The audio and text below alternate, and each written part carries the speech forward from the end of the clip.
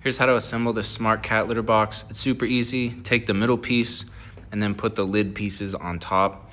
This is the piece that has the fan and the control panel on it that you'll also plug the power cable into. And then just slip this piece on top also. And then from that piece is what you'll hang the door off of.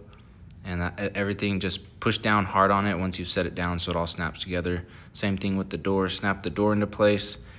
And then you saw how easy it comes up and down, and then the door swings open and close so the cat can enter really easily. And then you got the mat and the scoop, really easy.